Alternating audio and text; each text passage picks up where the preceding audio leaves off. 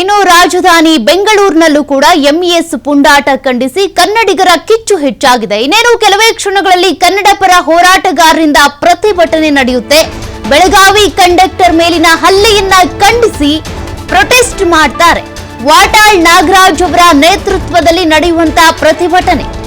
ವಾಟಾಳ್ ನಾಗರಾಜ್ ಕನ್ನಡ ಪರ ಹೋರಾಟಗಾರರು ಅವರೇ ಈ ಬಂದ್ಗೆ ಕರೆ ಕೊಟ್ಟಿರೋದು. ಇನ್ನೇನು ಕೆಲವೇ ಕ್ಷಣಗಳಲ್ಲಿ ಪ್ರತಿಭಟನೆಗಿಳಿತಾರೆ.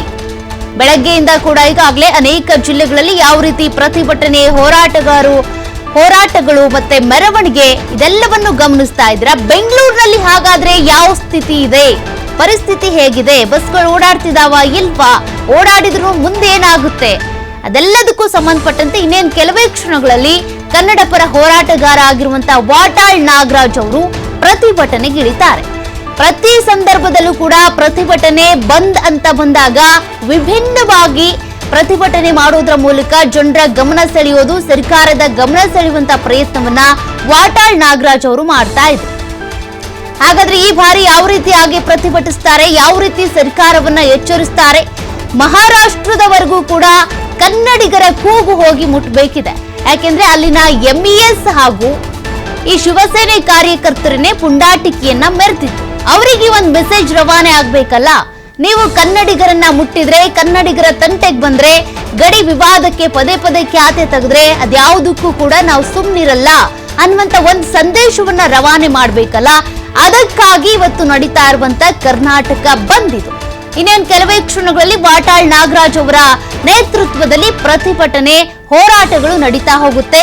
ಬೆಂಗಳೂರಿನಲ್ಲಿ ಎಂಇಎಸ್ ಪುಂಡಾಟವನ್ನ ಖಂಡಿಸಿ ಕನ್ನಡಿಗರ ಕಿಚ್ಚು ಹೊತ್ಕೊಂಡಿದೆ.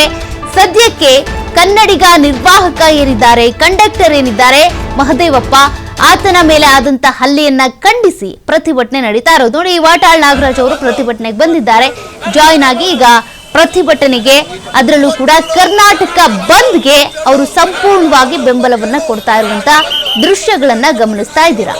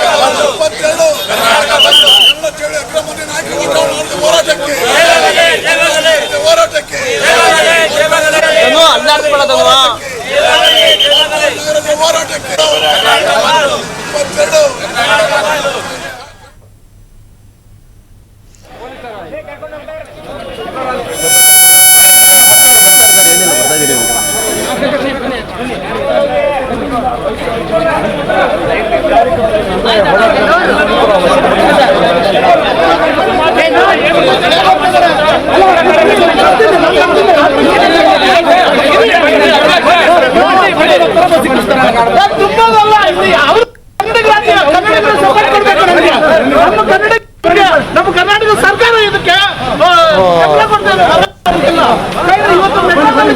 ಇಲ್ಲ. ನಮ್ಗೆ 15,000 ಜನ ಬೇರೆ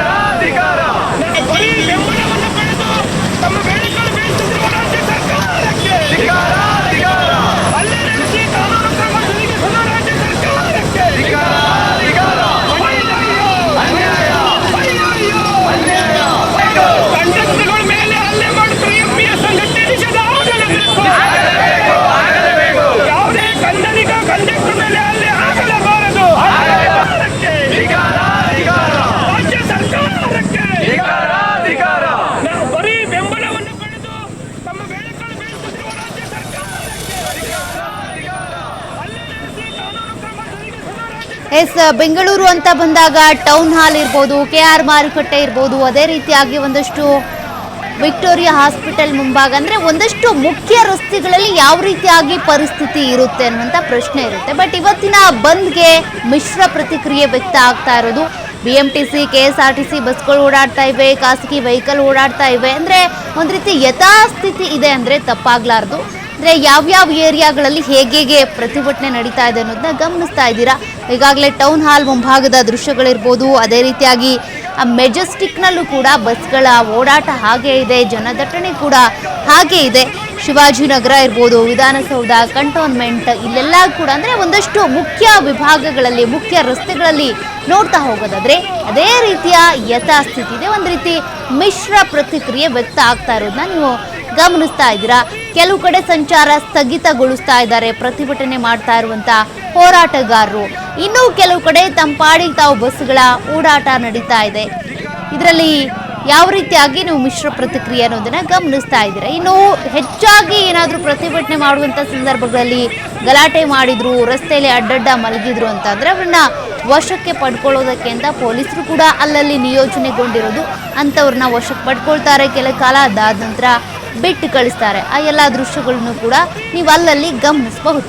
ಪ್ರಮುಖವಾಗಿ ಈ ಒಂದು ಬಂದ್ ಏನಿದೆ ಅದು ಯಶಸ್ವಿ ಆಗಬೇಕು ಅಂತ ಅಂದ್ರೆ ಮಹಾರಾಷ್ಟ್ರದ ಜಿಲ್ಲಾಡಳಿತ ಅಂದ್ರೆ ಈಗ ಅಲ್ಲಿಂದ ಬರುವಂತ ಬೆಳಗಾವಿ ಕಡೆ ಬರುವಂತ ಬಸ್ಸುಗಳನ್ನ ನಿರ್ವಹಣೆ ಮಾಡೋ ಸಂದರ್ಭದಲ್ಲಿ ಇರ್ಬೋದು, ಅಥವಾ ಬೆಳಗಾವಿ ಕಡೆ ಈಗ ಈ ಶಿವಸೇನೆ ಕಾರ್ಯಕರ್ತರು, MES ಕಾರ್ಯಕರ್ತರು ಪುಂಡಾಟವನ್ನ ಮೆರೀತಾರಲ್ಲ, ಬೆಳಗಾವಿ ಕಡೆಯಿಂದ ಬಂದಂತ ಬಸ್ಗಳಿಗೆ ಮಸಿ ಬಳಿಯೋದಿರ್ಬೋದು, ಭಗವಧ್ವಜವನ್ನ ಕಟ್ಟೋದಿರ್ಬೋದು, ಮರಾಠಿ ಭಾಷೆಯಲ್ಲಿ ಮಾತನಾಡಿ ಮಹಾರಾಷ್ಟ್ರಕ್ಕೆ ಜೈಕಾರ ಹಾಕ್ಸೋದು, ಇವೆಲ್ಲವುಗಳಿಗೂ ಕೂಡ ಬ್ರೇಕ್ ಹಾಕಬೇಕು ಅಂದ್ರೆ ಒಂದು ಬೆಳಗಾವಿ ಕಡೆಯಿಂದನೂ ಕೂಡ ಹಂಗೆ ಸಪೋರ್ಟ್ ಇರಬೇಕು, ಮತ್ತೊಂದು ಕಡೆ ಮಹಾರಾಷ್ಟ್ರದ ಕಡೆಯಿಂದ ಕೂಡ ಹಾಗೆ ಇರಬೇಕಂದ್ರೆ ಬೆಳಗಾವಿ ಗಡಿ ವಿವಾದಕ್ಕೆ ಸಂಬಂಧಪಟ್ಟಂತೆ ಪದೇ ಪದೇ ಮಹಾರಾಷ್ಟ್ರ ಖ್ಯಾತಿ ತೆಗಿತಾನೆ ಇದೆ.